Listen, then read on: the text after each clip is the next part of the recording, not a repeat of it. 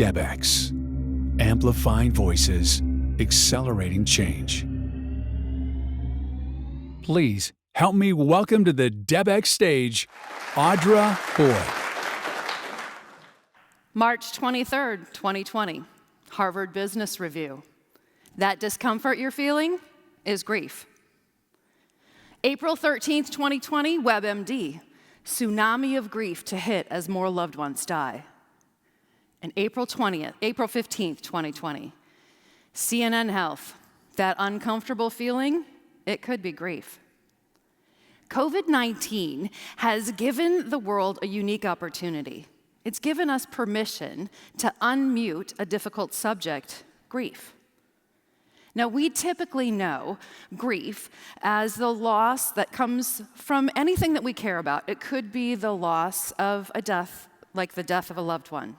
It could be the loss at the end of your relationship, or a loss of a job, or even the loss of your health. And for those of you with investments, well, maybe you've experienced financial losses lately. You know, I've heard grief defined as the conflicting feelings that are caused by the end of a familiar pattern of behavior. And we've all experienced that this year. But grief can be sneaky. And although we typically relate to grief as negative, grief can come alongside of opportunity. So even when good things happen, like when we get married, or we find our dream job, or graduate and go off to college, these new beginnings come with a loss as well. It may be the loss of friends or colleagues we formerly worked with. It could be the loss of confidence as you move through the ranks. A loss of that comfortable and secure environment as you head off to your first dorm experience. Or even the loss of certain freedoms we all took for granted before we chose to commit to life with another. With all the loss that exists, I imagine we've all experienced grief at least once in our lifetime. For me, I grew up in a funeral home, and that was our family business. And as you heard, conversations about heartbreak, loss, grief, and even death were just normal for me. It wasn't until later in life that I put those feelings on mute. And I remember the day. I was riding in the car with my husband, and I got a phone call. It was from my mom, so I answered it. Only it wasn't my mom. It was one of her best friends, Jan. And to be honest, I don't even know what she said. She handed the phone to an EMT, and he started asking me all these questions about my mom's health, and I remember thinking, wow, this could be bad. So I got the name of the hospital they were taking her to, and I told them that we'd meet them in the emergency room. The next morning, my sister and I chose to take my mom off life support. And my mom died. And I felt that flood of emotion that comes over you when you lose someone that you care deeply about. That's when I did it. That's when I pressed the emotional mute button. See, I stopped myself from feeling and cut off my own experience just so I could get through the next few hours. And this ability to temporarily suspend my pain was useful in that situation. The problem was that for years, I forgot to unmute. There I was, going through life, thinking I was being resilient and strong, when really my grief was on mute while I went about my life. Can you relate? Where have you pressed the emotional mute button in your life? And is it still on? If it is, it's understandable. See, the beliefs we have about grief are painful, and this makes unmuting a real challenge. See, generally, we believe that grief is permanent and pervasive. Permanent. It's really the belief that if we unmute the grief, it'll last forever. You know, if we unplug the dam of the rush of emotions will come in and be uncontrollable and never ending. Now, we also think grief is pervasive. And that's the idea that the grief we experience will affect all areas of our life negatively. And if I allow myself to feel the pain I have, it'll set off a chain reaction to all areas of my life and leave me in this perpetual state of all-encompassing grief, even depression. And if this isn't enough to keep those feelings tucked away on mute, add to it comparison. See, we try and put our own experience in perspective by comparing it with the loss and the grief we see in other people. And we decide because their loss is more shocking or more profound or more painful that our own pain isn't valid and we shouldn't feel the way we actually feel. Me and my husband did this when my mom died. He discounted his feelings about losing my mother because he thought that it paled in comparison to what I was going through.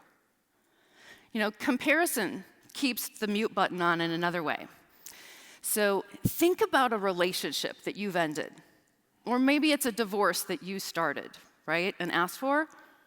See, we think we shouldn't feel grief when we end the relationship. But there's a loss for us too at the end of that relationship, even though we think it's only valid for the other person to feel grief. Now, with all this at play, it's no wonder we silence ourselves. We diminish the expression of our feelings, and we really pump the brakes on living our lives. And we do this by reaching for our favorite coping mechanisms. You know, there's the ones we always hear about, like drugs and alcohol, but then there's distractions, like work, which is my personal favorite. You know, some people exercise. I wish that was my favorite. And some people even give retail therapy a try. You know, these coping mechanisms, together with our beliefs about grief, really convince us that the most comfort we can hope for is achieved by pressing and not addressing the mute button on grief. But none of this is true. See, these beliefs and coping strategies will delay the grief experience, but none of it will help any one of us move through the real and very natural expression of grief. Brené Brown had something interesting to say about this. She said, "You cannot selectively numb emotion. You can't say, here's the bad stuff, here's vulnerability, here's grief, I don't want to feel these." You can't numb those hard emotions without numbing the other emotions. You know, I said before, my go-to mechanism was work, right? My coping mechanism. So when my mom died, I handled it by working even harder. The problem was that by working so much, without realizing it, I'd also hit the mute button on my health. See, I was so focused on avoiding the grief and the pain of my mother's passing that I totally missed I hit the mute button on my health. Eventually, my body reached over and hit the unmute button. I was diagnosed with a chronic illness, myalgic encephalomyelitis, which, ironically, is exacerbated by physical exertion and lack of rest. See, my coping mechanism was literally killing me. I read an article that quoted Sonia Lott, clinical psychologist, and Sonia said, because when we don't honor it, grief, it shows up in other ways, in our bodies, in our well-being, physically, emotionally, spiritually. Sonia's words rang true for me. Well, because I just experienced it. I was actually living this, and this inspired a new belief for me. We gotta learn how to unmute our lives. So how do you do it? Unmute. Well, you allow yourself to feel your feelings. And then you ask yourself, what do I care about that has me feeling this way? And when you answer that question, you'll discover you can take action on what you care about. Here's how this looked for me. When I hit unmute and allowed myself to feel my feelings around my mom's passing, I felt this wave of sadness. So I asked myself, what is it that I care about that has me feeling this way? And my first thought was, well, I wish I'd spent more time with my mom. And that's when I got connected to what I really care about. It's the people in my life. My husband, my sister, my niece, and my nephew. So next, I started taking actions to show how much I love them and find ways that we could all be together. And all of our relationships have grown. Last year, we spent a month traveling around Europe together, and that wasn't going to happen with the mute button on. Now, I don't know exactly what you'll discover when you unmute your grief, but I know you'll connect with what you really care about. So remember this.